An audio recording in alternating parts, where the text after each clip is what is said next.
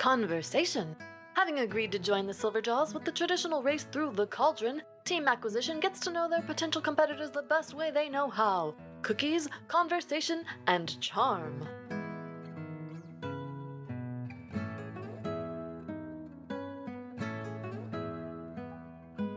Last time I saw you upside down like that, Britt, is when you got those scars on your face through the Stones of Clue. Man, that was a fun race. Oh, the memories. Who would have thought that you would end up upside down while weaving in between those jagged rocks of onyx? Oh, man. Write that down. Yeah. Taking notes. Yeah. While the rest of the scene is playing out, Clubber's going to go to his bag and pull out like a muffin for him, and you just see them him give him a dessert, and they're just chit chatting as they're eating desserts together. Ooh, so that leaves Val or Koval for good old Bond. Didn't we do Val, or was that? You started with Val, yeah. Zatine. No, I started with Zatine. Oh, Zatine. Yeah. I'm sorry, yeah.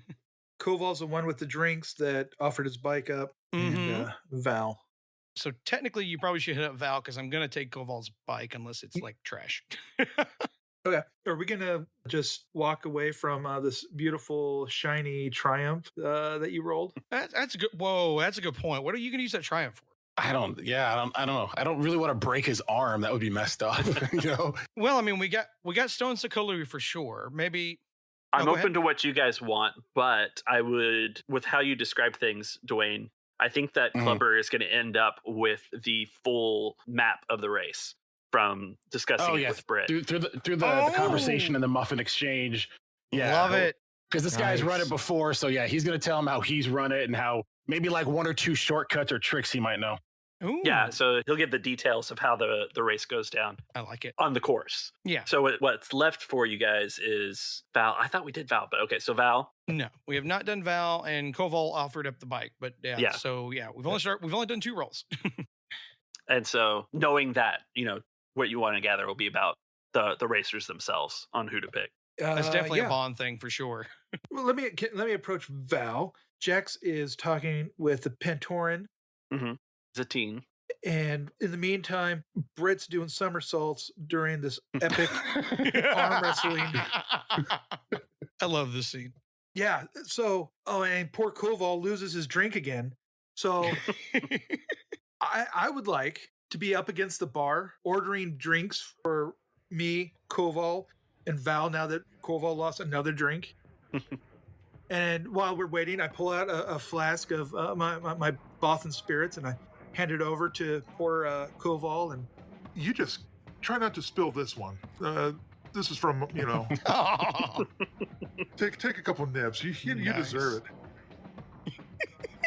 I don't think Koval's. I think he accepts the flask and he just kind of nods. And he's like, ugh. He gets a nice pat on the back and an understanding nod, a little sympathy there, and knowing how darn dejected he is, Bond will look to Val, look to him and ask. So as we were walking in, we noticed all these fancy swoops. And all those swoops, who built their own and who's the most proud of them? So Val is a Zexto. So he's got 4 arms and then what essentially are like legs with 3-fingered hands, like the Doug feet, but they're bigger. The Zextos are average human size to it. Okay. These guys get free maneuvers, double maneuvers. Ooh, nice. And he kind of looks over the drink you've got, and he's like, "Well, we're all responsible for our own swoops. I mean, you can't get in without having a bike. Oh, and of course the tradition of running the Cauldron." Well, of course, tradition, right? I just noticed as I was coming in, there's a lot of X01s, and I noticed a couple Blast Tech knockoff shoots over there. And I'm just trying to figure out which one are you running? Because being a person of so many limber ways, I don't see you running just a normal, your average swoop. I see you decking yours out a lot more. You got that right. So I like that. Appealing to him being like a leader type, being the one who's doing the more stuff. I like that. Yeah, because he has more, and I see that you are more. You would need more to be able to do more. What else would you need on your swoop to be a better swooper? That's what I need to know. Ooh. Yeah. Well, let's roll and find out how honest he is. All right. Nothing, man. I've got every bolt. I got it all. All right, so what do I want to roll? Leadership? Streetwise? I take leadership, or I mean, putting Val in that leadership. If you're gonna need things, it sounds kind of charmy to me. Okay, I'm all down for the charm. All right, let's do charm. All right, so charm is yellow, green. What am I running up against? So Val's got just an average check, but to keep things balanced, let's go ahead and then flip the token back. All right. So you get 2 reds. Purple. So what's No, our just total? just red. Okay. So we're 3 and 3 Ooh, again. nice. 3 and 3. Oh man, can I get a boost for having booze and sharing them? Yep, you bought everybody, or you bought Val and Yeah. Koval a drink. So yeah, All right, yellow, green, red, blue. Let's see what you do. Oh, Oh, but 4 advantages. 4 advantages. Could be worse. Oh yeah, totally. so Val's yeah, my bike's it's custom for me, and he kind of holds up all 4 arms out. But there's no way you've seen it yet. It's parked out back. Oh. I've got a suggestion for the 4 advantages. What you got? Like, Yeah. you know nothing about his bike, obviously, but he kind of makes some remark about Koval's bike, because that's obviously the one that I'm Yeah. going to be racing, so I'll need to know. It's like, it's not a lot, but it's 4 advantages worth is a decent amount of hints or something about it, you know. So he definitely is. Yeah, I'm not running that trash like Koval. Just a Blast Tech beater. Oh, good old Blast Tech beater. Couldn't think of anything better to call That's- us a dumb swoop bike. Oh, that sounds great. So, which one of them has a better bike, though? See, obviously, you don't want the Blast Tech. Obviously. Come on. Are we really saying any of these guys are going to be able to run incoms? Don't tell me you're running an Incom 577. Incom out here? No. I mean, the only person who's got something closest to that is going to be Satine. I mean, being Ustin's number 2, she runs the Cauldron more than the rest of us. And he kind of takes a swig of his drink, and then his eyes kind of dart to the side as he's like, probably shouldn't have said that. He looks him in the eyes. Nope, you probably shouldn't have. Thanks, buddy. Grabs his flask and walks away. I know who we're not racing against. Oh, but I also want to take that challenge. Okay, anyways. No, you have the information. You can do with it what you will. Well, yes. That's true. So I think we come back over as you guys are deciding. The big show of you're gonna do the race is as you've gathered this information, everybody's kind of gone back to what they've been doing, and Clubber and Britt are having a nice muffin. It was one of those like half booths, because Britt's in the booth and then Clubber can just kind of lean over the table. Hey, I got a question about this pretty muffin. much. Is this one of those like Panera bread, like as big as your head muffins that you've given him, or is it a small dainty little like teacup muffin kind of deal? Well, I mean, he makes the huge Panera ones because to scale, again, remember, he's making them for him. Yeah, this is So, true. Yeah, it's like, the muffins, are probably roughly the half a size of someone's head, but that's what he thinks muffins are supposed to be. So yeah, it's a giant, like, semi-small Nerf football muffin. And I love it. So yeah, it's the conversation's taking a little while as Britt's just like is trying to take many bites as possible. He's really enjoying it. That's an orange honey muffin. It's weird combination of flavors, but they really work really well together. You should, I think you'll like it. Just go to town, man. Yeah, this is excellent. This is possibly the best muffin I've ever eaten. Oh, This is that's amazing. That's nice. My grandma would be so happy to hear that. It's one of her recipes. So nice of you to say. I really shouldn't fill up so much with it if I'm gonna be racing against your buddy over there. I mean, the Cauldron's no joke. You guys run it before?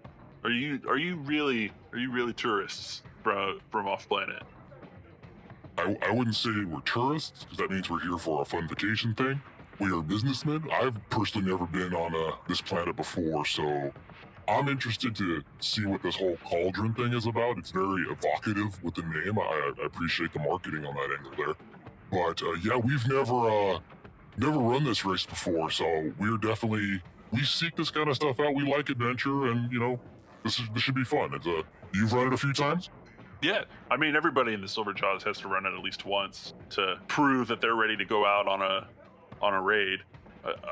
I also mean for the tradition of it all. Yes, of course. Tradition is very important. Yeah, the Cauldron here in the warehouse district it's just a little further north from here. But basically it's where the industrial highway meets the coastline there. The cliffs that are out that way make for an interesting loop of a course. You can see who wins, but it's only big enough to run 2 people at a time.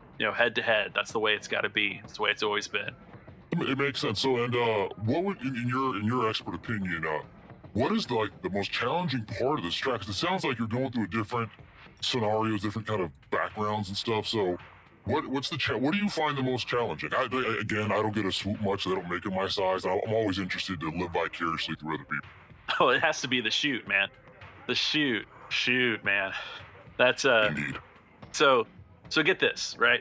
The race starts off like any other race would on the step, which is just really this ramp that leads straight into the ocean. And as you pull up from this ramp, you've gotten all the speed you can get, right? You have to knife your way through the stones of Cthulhu, swoop through, swallow them through.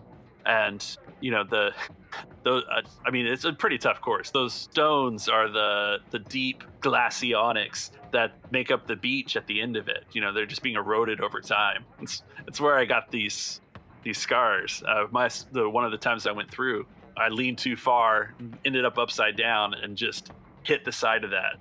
Cut right into me. Ouch. But that sounds painful. Now, how often do people die on this cauldron? all the time, man. This thing is dangerous. Yeah, because so you've got these jagged pillars of stone out of the ocean that are razor sharp, that erode into a beach that's the Poliscura, and it's just the leftover smaller razor blades of the stone pillars, and the whole time you're over the ocean, right? You have to hold on for dear life. You don't. It's cliffs on one side and open ocean on the other. If you fall off your bike, man, good luck. But all of that is nothing compared to the chute about halfway through, because there's a cave at the end of the Poliscura that is, well, I say cave, it's a cavern. It comes out the other end. It's a big kind of snaking U-turn, hairpin turn corridor that gets smaller and smaller as you go. Only one bike will fit through the exit at any given time. We had one time where Kark and Kevin were racing, and they wouldn't back down, and just this fireball of their swoops came shooting out the top of the chute. And that's how we know they didn't make it, because neither one of them, I guess, blinked, and they were side by side. Wow, so Kark and Kevin sound like the sharpest crayons in the box there. They both thought that they were fearless, but sometimes fearless is stupid. Very often. Just to put it plainly, this muffin is really good. No worries, man. You know what? If you ever get some apple cinnamon butter to spread on this, warm it up in the oven for about 5 minutes on a 350, it's like kissing an angel. You gotta give me the recipe. You know what? If this all goes well, you and I will sit down. You give me the rest of the Pazuki recipe. I'll trade you some muffin recipes. We'll have a good time. Oh, you got the recipe nailed. Houston was not happy about that. But Okay, I'll tell you what. I'll trade you the rest of the course. You know what? Sounds good to me. Yeah. All right. So if you make it through the chute, which is the toughest part of the course, it pops you out right on top of that industrial highway that we're talking about. That's where you got to start coming back. But the trick that no one's going to tell you is that you face oncoming traffic. The only way to get off the highway is it's a bridge, right? Because we're out on the coast there, the little bay where we get started, and then you're out on the ocean, and then you come back through. You got to make it through the oncoming traffic, and then the last bit is the gangway. Now that part's pretty easy. If you can make it through the oncoming traffic, you get off on the service gangway. It's a support pillar to where we start. You got pretty much a long, easy shot back to the finish line. The only trick is you got to watch out for, we're pretty high up. These cliffs are pretty steep. If you end up off the gangway, you're gonna end up back right down in the bay. You're definitely gonna lose the race. But then you've got to fly through all that of course again to get back up. Oh jeez. So I got just one question for you, man, as you finish off this muffin. From the time the race starts to the time they get to the chute? How much time usually does that take? The shoot, it's man, it's the fourth roll that you make in the contest. It's plot amount of time. But anyway, you guys meet back in the middle of the bar, and I think you have a quick strategy discussion, so our audience knows what you're gonna pick, and then we'll go from there. All right, so and we can all huddle around now. How are we huddling around? Are we huddling around on a table? Do we got muffins? What are we doing here? Yes. Yeah, I'd say we're sitting. I'd say we're sitting at a table. Yeah, he's got some muffins. We've ordered a couple of drinks, and Clubber will just kind of relay everything he heard from Britt. And at the tail, it's like, Yeah, this shoot thing he's telling me is like, it is the do or die moment. It's one swoop in. If you try to race together, it's like you're done. You've got traffic to go through, and What? I'm thinking yes, you're gonna come out of this chute into traffic. And yeah, my plan though is I'm gonna go. I did a summer as a traffic cop as a child, so I'm gonna try to remember that and get out in front and try to stop traffic as much as I can. It's only take a couple minutes to get there, so once the race starts, I'm gonna sprint over there and hopefully kind of slow traffic down to give you a shot. But you have to be first through that chute, because once that first swoop comes through, I'm gonna let traffic go and maybe they'll mess the other guy up. Okay. That sounds good. You were saying that Satine is like second in command, so she's ran this thing the most? That's what it sounds like, yeah. Val, the Zexto with all the many appendages. Sounds like they both have really souped up Val? swoops. Okay. Val, yeah. He's got that, his is more modified for himself. But, Val. was it Zatine? Satine? She's second, and she does look like she's got the best bike that we can see. She's got the best skin tone for sure. Well, you would match probably on her bike. If she matches her bike, then I think you look pretty fly on that. Well, you did say that Koval's was pretty much a piece of trash. Yes? Yeah, I think to quote Blast Tech Beater, which as we all know is, That is not very good. Oh, yeah. Okay, so what I need to do is I need to talk to Zatine and see if she will lend me her speeder, or her swoop, but that's going to be that's going to be a tough sell, I think. But I think we can do it. Who do you think I should race against? I was thinking Zatine, but apparently we don't want her to die, and she's really good at it, so I don't want to die. I saw what you did to Britt. How's his arm? Yeah. Britt has run the course a few times, but it does seem like he's messed up a few times, hence the scars all over his face. So she may be a competent but not their best driver, so my money's on you racing against Britt. Okay. I have one concern with that, though. Clubber, did you get the idea where all his ingredients and all his recipes are? Because if he doesn't make it, and we get in with the gang, I'm not going to be cooking. You don't want me back there. Jack's really, he's a good assistant, but you're going to be probably running this place if things. No, I understand, but it pains me to my core to say this, but this race and this war we're fighting might be bigger than baked goods.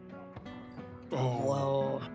Whoa, that's how serious this is, guys, and I'm trying not to cry in front of you. Point. This is important to me, but this is more important.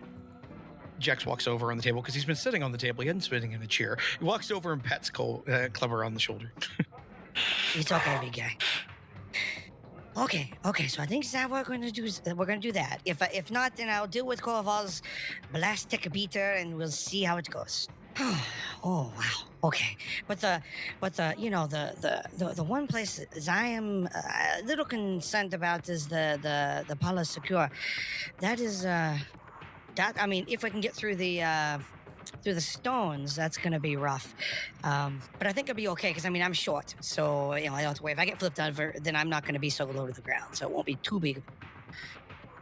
Okay, but wait a second. If they get flipped over, I wonder, did you happen to hear if full contact is a thing, or if they're supposed to be honor amongst, we're not one of them, so have you heard how that's supposed to go?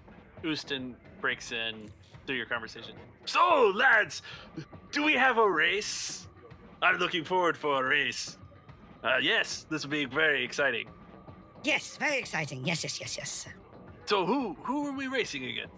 Well, I believe we're going to go against your namesake, which is Brit. My name's Houston. I know, but I'm talking about Brit's Cantina. Not you, Houston. I'm talking about the Cantina. Yes, of course. I named the cantina. It's a whole thing. It's a story for another time. Well, I will live long enough to hear it. Yes, of course. We all will live long, happy lives. So, Brit, the racing. Let's go to the Cauldron. It's time. Hold on, Satine, can I have a moment of your time for a moment, please? I suppose. The rest of the group starts to pour out of Brit's cantina but you have a moment with Satine.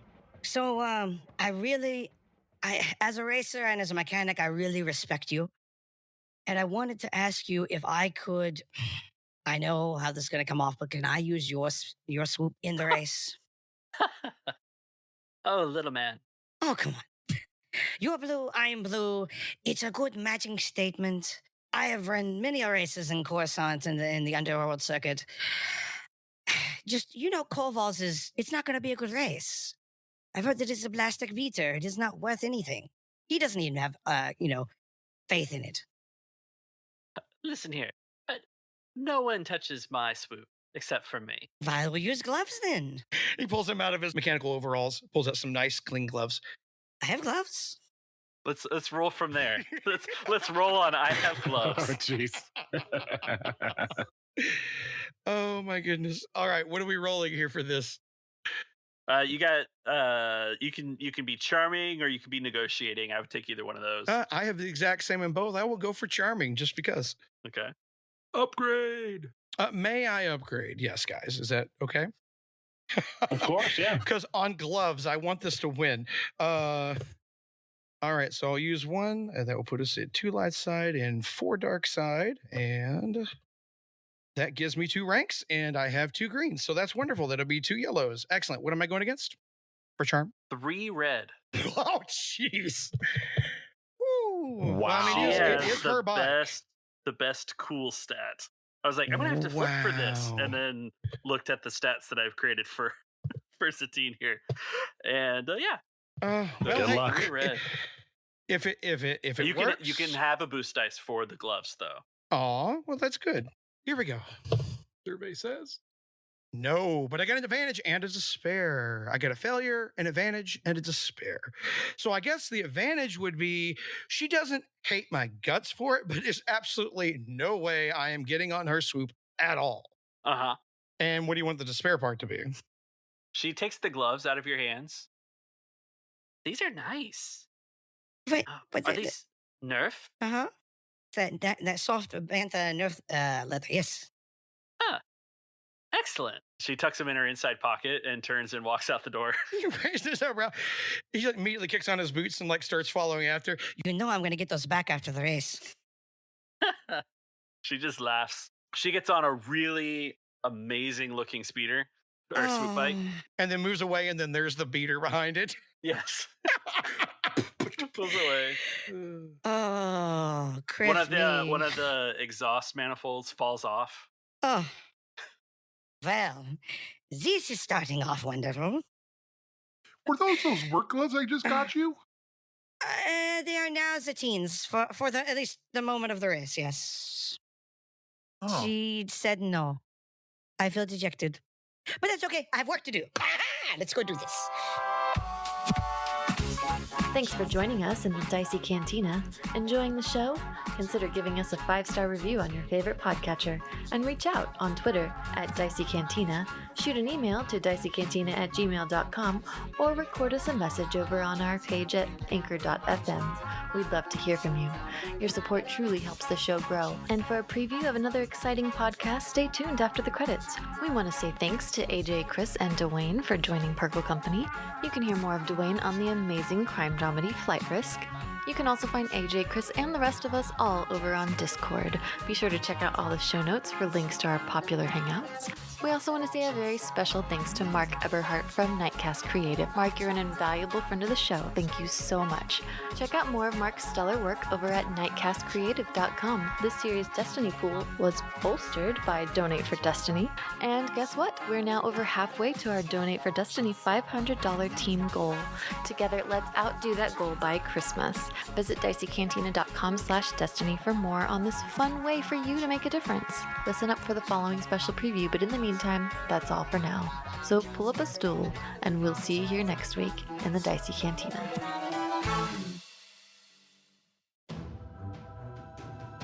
A long time ago, in a galaxy far, far away, there were still stories waiting to be told.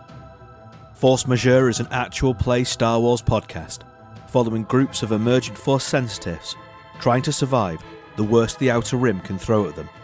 So if you like action, adventure, thrilling yarns, and good tea, you might enjoy Force Majeure. Find us on Twitter at Force Majeure Pod or online at forcemajeurepod.com or wherever you find your podcasts.